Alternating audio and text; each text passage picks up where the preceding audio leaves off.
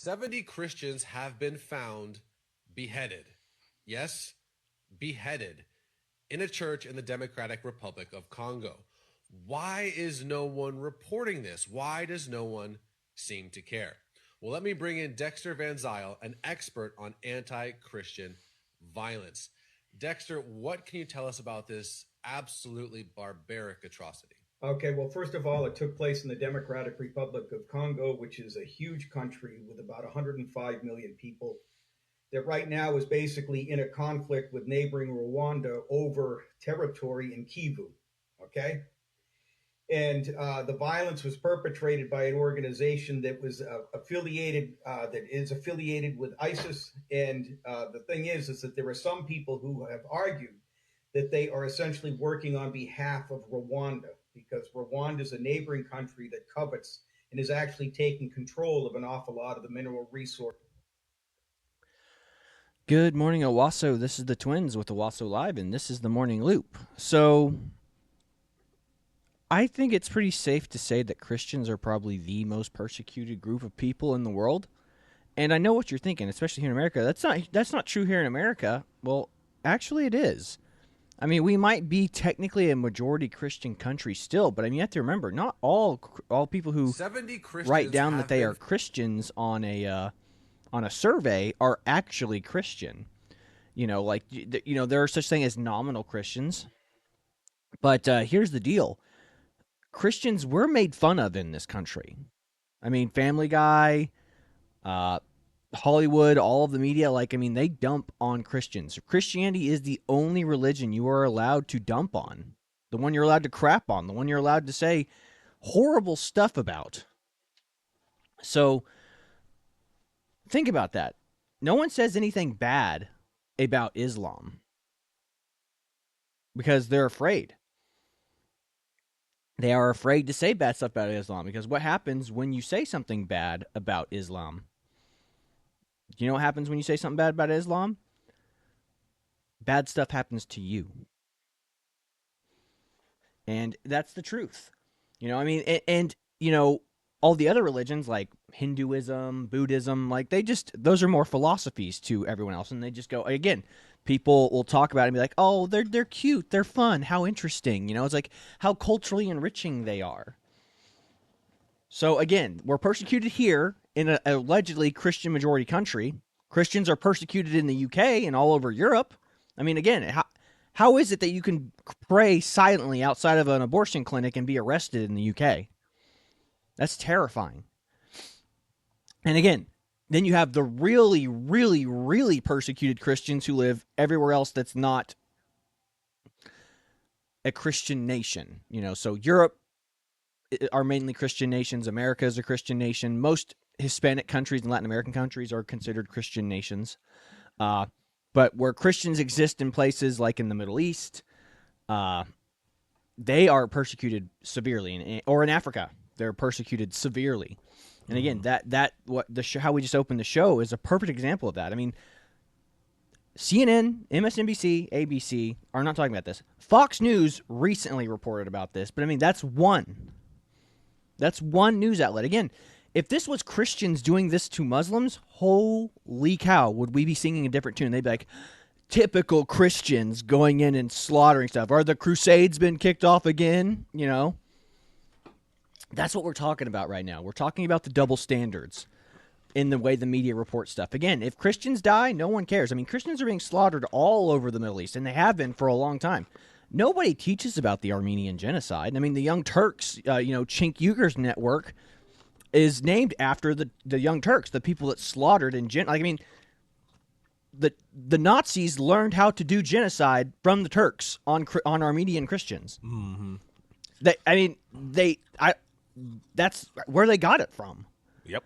They're like, we don't like these successful Christians in our country here. We're a Muslim country now. Exactly. So imagine if there was a show called The Youth Hitler. The Hitler Youth, yeah. Yeah.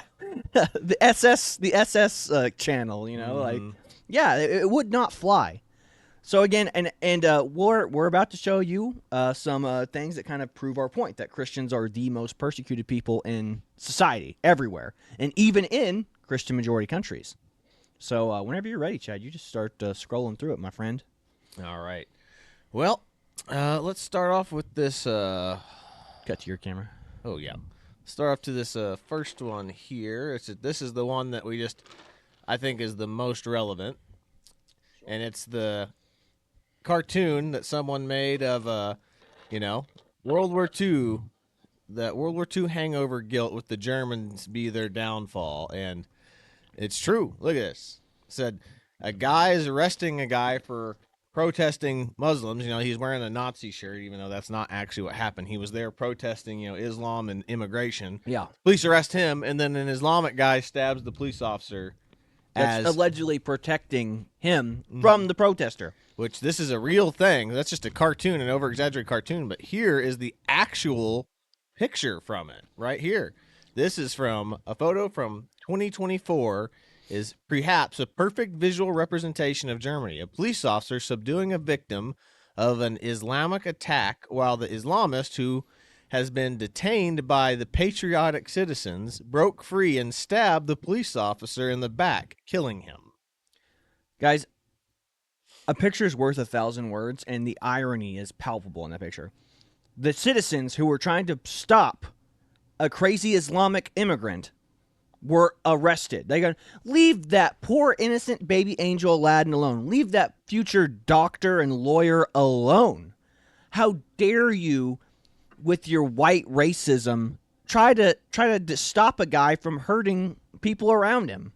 How dare you have an opinion other than the opinion that immigration is nothing but beautiful and culturally enriching? And now that police officer paid for that cultural enrichment with his life, because words matter more than violence. Again, words, it's the UK and Germany apparently too. It's like words are more important than violence. Violence is a direct result of the mean things you say to people. I mean, how ass backwards is that? Mm-hmm. I mean, a guy, I don't think anything else more needs to be said. That picture says it all. Yep.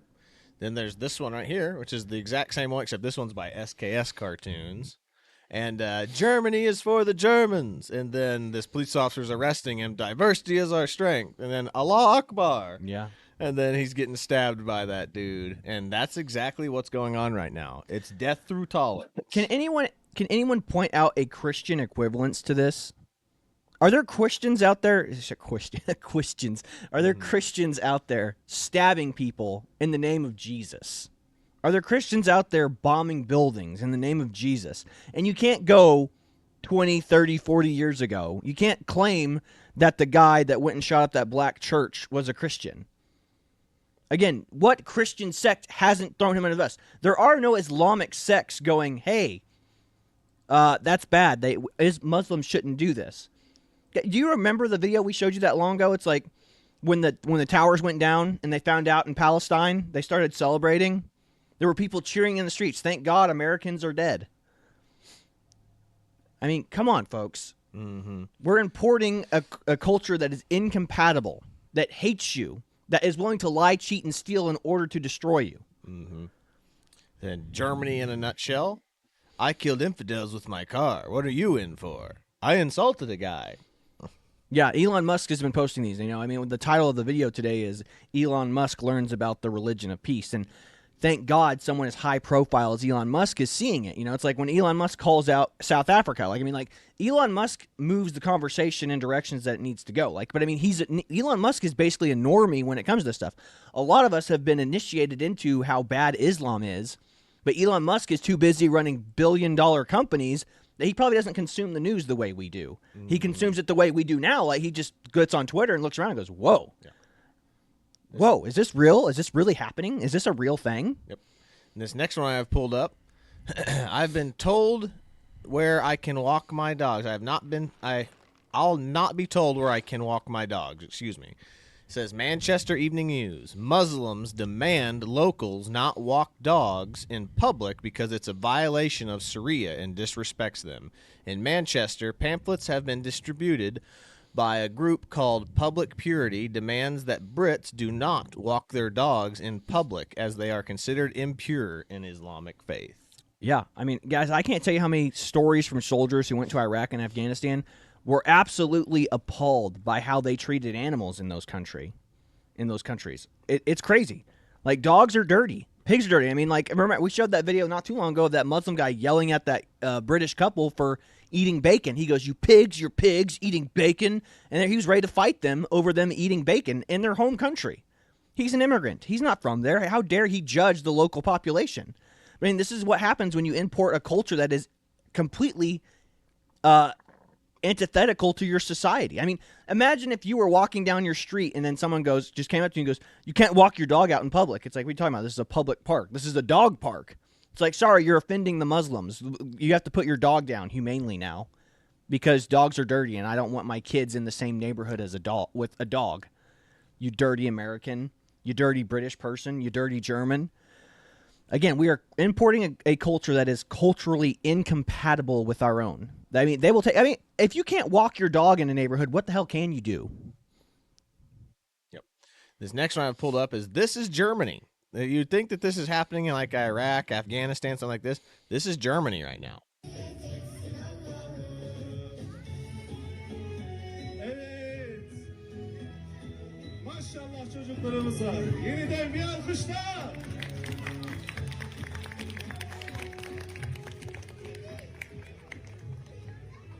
Evet. Çocuklarımıza teşekkür etmeden önce You know what the most amazing part of that was that a vest didn't go off. don't laugh at that. But, Chad. I'm sorry, I couldn't help it. But like this is the problem. Is like when I go to Germany, I don't expect to see a bunch of people in hijabs walking around. Yeah. I mean, it's the same thing with any place. Like when I go to China, I wouldn't expect to see a bunch of, white people or Hispanics walking around. Yeah. Same thing when I go to Africa or wherever else. It's like, why all of a sudden, I mean, if any place, I mean, people can make the argument that America is not supposed to be white because, it was Native Americans' land first. I could even get that argument. But Europe has always been predominantly white. Why is it okay for Europe not to be white anymore, but any other country can't be white? Yeah. I mean, again, it's death by tolerance. How many times we talk about this? Cultural suicide due to death by tolerance. I mean, liberalism. It's like, we just want people to come here and be happy and, be a part of our culture. And our culture was wrong and evil because we're colonizers. I mean, again, it's the whole Obama administration era of apologize for the Crusades. America wasn't around when the Crusades were a thing. So why should we apologize for them? And again, and it's the American apologist version of history for stuff that wasn't even America. I mean, we're being taught the Christian apologetic version of history. It's like going, the Christians went out there and those Muslims were living peacefully and nicely in Palestine and in Israel and Jerusalem. It's like, no.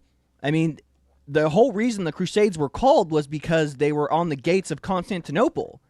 The Eastern Orthodoxy called the Pope and was like, hey, these guys are cutting us off from you. Like, we're cut off from the church. Like, we're going to be destroyed if Christendoms will be destroyed if we do not do something. And they were like, time for a crusade, time to protect Christendom. Mm-hmm. It was a defensive war, not a aggressive war.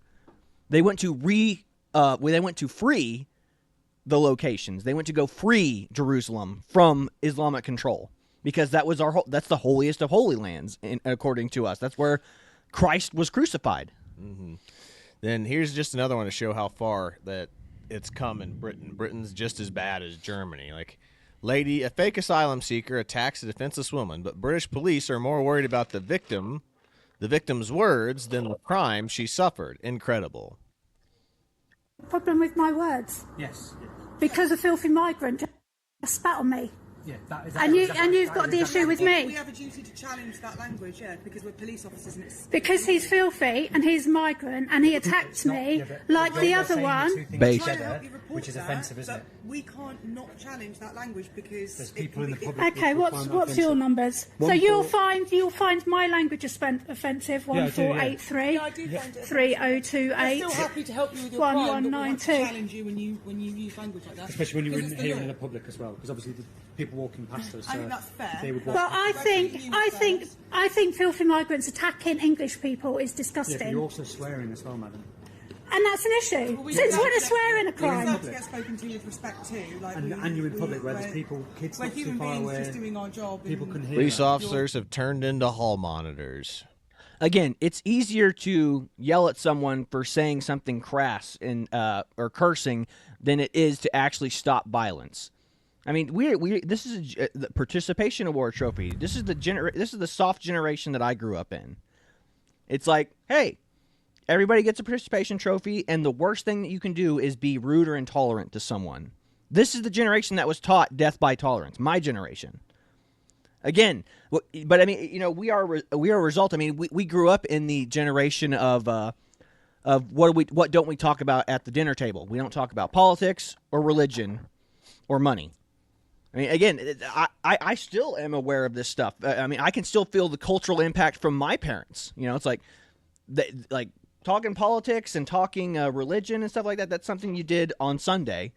And then, you know, talking politics, especially when it comes to running your business and stuff, it's like going, you can't take a political stand because we don't want to lose business based off of our politics. Like, no, you have to stand up for something. I mean, that's the reason society looks like this is because we were told don't take specific or strong stances against anything. We were told to, no, just be weak, limp-wristed men who will let everybody's political opinions valid, even if it's bad. Because we can't afford losing people liking us based on a political stance you take. Yep. It's like, I mean, this is why you're seeing the death of our culture. That logic right there is why you're seeing the death of our culture. Yep. And this next one right here I have pulled up. Can someone please explain why British Christians are being arrested for preaching the Bible in the street and others are being arrested for silently praying and bowing their heads, but the police clearly support the right in the heart of central London of Islamic folks? So here we go. They're doing Check the this call out. to prayer right here, aren't they? Mm-hmm. Well, I try. There we go.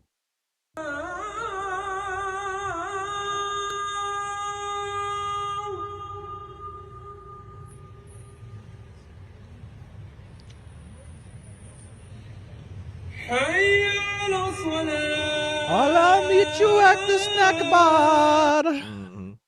So yeah, so if someone was praying on a loud mega speaker on a bridge, I'm pretty sure they would have been arrested in Britain because you're only allowed to like preach on like what's that thing called? You watch guys that do it all the time, like Freedom Square or whatever. Yeah, it's called, park. it's Free Speech Square or whatever, you know, like Speaker's Corner is what they call it, Speaker's Corner.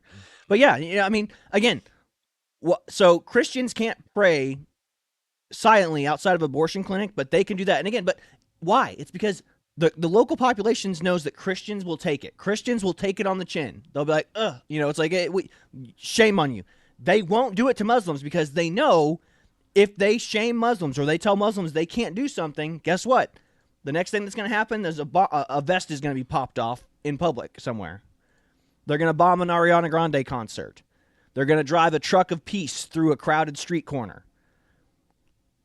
I mean, again, they always kowtow to Muslims because the threat of violence is real. Christians, they don't have that fear. They're not worried about a Christian going out and stabbing and chopping people's heads off in public. They're not worried about that because Christians turn the other cheek. We follow the rules of Christ. Muslims, they follow the rule of Muhammad. Insult us, tell us we can't do something, we kill you. Yep.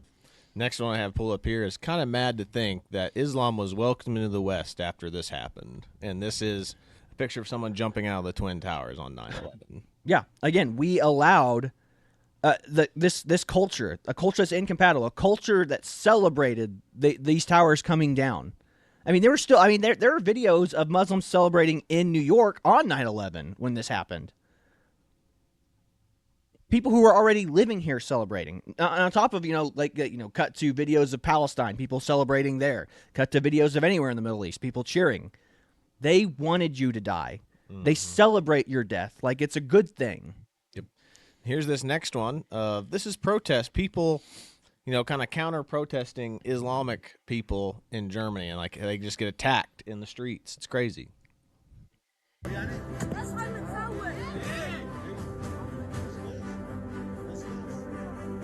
Yeah, why didn't the police just instantly grab her and drag her into a car? It's because the police don't have a duty to protect you.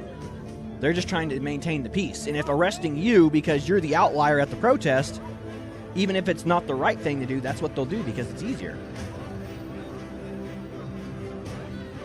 It says that's the caption on this is Germany's gone back, been set back 1,000 years. Yes, yeah, you're talking about a religion that has not had a reformation.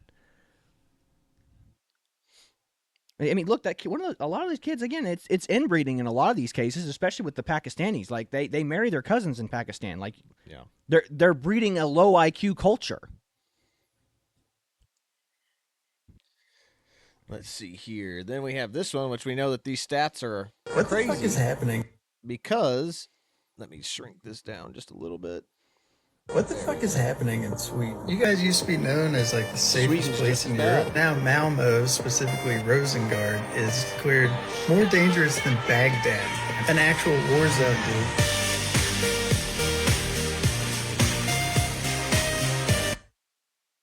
Just want the sound to go away. Yeah. There we go. You can see the overall crime stats right there as immigrants come into the country right there, if you couldn't see it. Which it is a little hard to see, but... Again, Sweden is a mainly homogenous country full of people who are of the same race and of the same ethnic makeup. So, again, it's a homogenous society. It's of people who, you know, have the same culture, have the same values. And all of a sudden, you import a bunch of people who don't share your values at all. In fact, their values are antithetical to your values. They don't want you walking your dog in public. They don't think you should have the right to free speech. And all of a sudden, crime starts going up. It's like, why is this happening? Why is it happening? Well, just look at the graph. And then you have all these left-leaning people going, correlation doesn't equal causation. Well, we lived in a peaceful society. Then we imported a large group of people from the Middle East or in Africa, and crime went up all of a sudden. Like, I mean, like, it doesn't take rocket science to figure out what happened. It's not like the white population was just waiting and behind the corners going, I can't wait. Oh, now that they're here, we can start causing crime and blame them. You know, it's like, that's a liberal fantasy right there. It's like, you know, there are plenty of people going, that's exactly what's happening. You know what I mean? Like, that's how brainwashed we are as a society. Well, watch this next one. This is from a TV show host in London. Yeah. I think you have more extremists in UK than you have in the Middle East. The things that some of the Islamists say in various mosques, they would not be able to say it all the way in Afghanistan, for example. So how has this been allowed to flourish in the UK? So the Muslim Brotherhood, or the Radical Islamists in Small Heath, in Al Amrak, in Birmingham, and other areas, we saw their voices. It was for Hamas. Yes. And Hamas, it's actually the armed forces of the Muslim Brotherhood. Muslim Brotherhood in my country, for example, UAE, is banned, but however, is not banned in the United Kingdom. So it should be banned? Absolutely. They use the freedom of speech to censor your right to speak against them. They use the terminology Islamophobia just to stop you from criticizing. The fact that Islamic Relief is registered as a charity here, but all the way in Saudi Arabia, in UAE, is banned because of the investigation that showed that this charity is sending money all the way to terrorist groups in the Middle East. Yes. It tells you a lot. I think you have more extremists. Hear that? Said they use your free speech to censor your speech. Yeah. They use your free speech against you. So if they're a person who doesn't believe that you should have free speech, but they should have it, they're not a good faith actor. Yeah, basically, any Muslim that comes in and starts arguing for freedom of speech, be like, no, I don't believe in free speech for Muslims. And they go, how dare you? You're a hypocrite. And it's like, no, I'm not. I'm using the same rules that you would use against me. If you believe that we need Sharia, then I'm going to use Sharia against you. You don't get to. You are not part of this society. You're not part of this culture. You don't get to advocate against free speech. You don't get to use free speech against me to advocate against free speech. I'm going to say, if you don't believe in free speech, I don't believe in free speech for you. If you believe in free speech, you, Chad, you believe in free speech, I believe in it for you because you actually believe in the tenets of free speech. You believe in the values of this country. If somebody else comes in here, like a Muslim, and says, I believe in free speech, but I only believe in free speech so far as I can use it against you so we can advocate against it. It's like, I'd be like, nope, I'm going to use the same rules. Again, what Jesus said, you know, you will be judged according to how you are judge yourself. You will be judged according to the way you want to be judged. It's like, well, I'm going to use Islam against Islam. You guys want to be judged by Islam, I'm going to use your rules against you. I'm not going to let you use my values and my culture against me. Said I have this last one here if you want me to do it. It's a Yeah, no, this is exactly what I was talking about earlier with the whole, like the dinner. It's like we grew up in a society where the worst thing you could do was basically let people know what your politics are, and we all cower in fear of what the social reprisals will be. So this is I can't think of this guy's name. It's Francis, right? Yeah, this is Francis from Trigonometry. From Trigonometry, giving a really good speech here, and I 100% agree with it. Where's my sound? White supremacists rampaging through the street. This isn't a patriarchy. It's enough now. It's enough. And we need to stand up to those people and go no more. And the people who say things like, oh, we need blasphemy laws in this country, go, no. If you want blasphemy laws, go get yourself a one-way ticket to Tehran. Go and live there. Go and live in a place where that is practiced. If you want to bring Sharia law into this country, no. Go into a place, if that's what you want, fair enough, entitled to your views. Go and live in a country of Sharia law. People need to be stronger. I no longer have the time for people to come up to me and go, oh, thank you for saying this, because I wouldn't. They never, ever complain about your industry, the culture, or your own career, or your own aspirations, or not being able to do the comedy that you want to do. You have no right. It's come to the point now where you either get off the fence and make a difference, or you just sit there and do nothing and whine. And what is it going to be? Enough. Yeah, see, that right there, that's exactly what I was getting at. We were raised by a generation of fence sitters. We were raised by a generation of people that just said, well, as long as we just, tell people what they want to hear or don't give our strong opinions against people, then we're going to be fine. The only thing that matters is the dollar. The only thing that matters is making money. It's like, if you don't have any principles, or you don't have any principles to stand on, you don't have any morality, I mean, why do you think our culture and our society looks the way it does?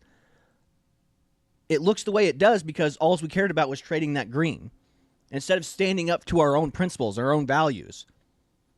It's like, well, I mean, I don't want to lose a dollar because I have a Christian ethic. I don't want to lose a dollar because I have a political difference with somebody that's buying stuff from me. If they don't want to trade with you because you have a strong political stance or a strong religious stance, maybe you shouldn't be Maybe you shouldn't be valuing their dollar. Maybe their dollar's not worth a damn. Yeah. So kind of like the philosophy that Ben Shapiro and the Daily Wire guys talk about is, why are you buying products from people that hate you? Yes, exactly. Don't buy stuff from people that despise you. Don't get stuff. I mean, that's so true, Chad. I mean, that's a great point. I mean, these people look down on you. Mm-hmm. I mean, they look at you. They think you're dumb. And again, the truth is, because people took we were raised in the generation of death by 1,000 cuts, death by tolerance. Death by, the worst thing you can be is racist. The worst thing you can be is not nice to someone. That's why we're sitting where we're at in our culture right now. Our religion is not Christianity. Our cultural religion is tolerance. Yeah. Jesus wasn't tolerant. Again, I posted a meme yesterday that it said, some of you, like I said, I'm calling out all Christians here. Some of you are sitting at tables I sent you to flip over. I mean, remember, Jesus went in there and flipped over the tables and whipped people in the temple. He whipped those Pharisees for selling stuff there. Again, it's exactly what I was telling you a second ago. If someone doesn't want to trade or do business with you because of your religious or political beliefs, their money's not worth anything to you because you have an eternal soul that's worth something. So again, I sent you here you're sitting at tables I sent you to flip over. Don't be afraid to be a rebel rouser and cause stuff. If you challenge people on their positions, it's like what I say all the time. If you read something in the Bible that makes you feel uncomfortable, that says more about you than it does the Bible. So again, think about that. It's like whenever it's the toxic empathy, it's the toxic culture, it's the age of affirmation. Gay people go, well, the Bible, like gay Christians, it's like the Bible's right about everything except for all that bit about what Paul said about homosexuals. That stuff, the Bible's wrong. It's like, no, it's either all right or it's all wrong. You're not really a Christian if you don't follow that little bit. I'm going to throw that little bit out that I don't like. So again, death by tolerance, death by culture, and the reason that our cultures are so weak is this tolerance, this toxic tolerance that was taught all throughout the last 30 years.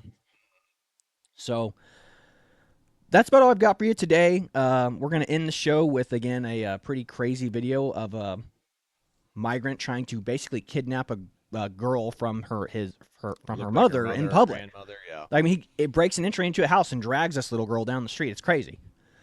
So again, just remember, all cultures are equal, and that all these future doctors and lawyers, they may not share your cultural values, and they may be trying to take your freedom of speech away from you, but that's just the cost of living in a tolerant society. So again, this is the Twins with the Owasso Live. This was the Morning Loop. Be sure to like, share, and subscribe so you too can stay in the loop. That's all I've got for you today. God bless you. See you later, everybody.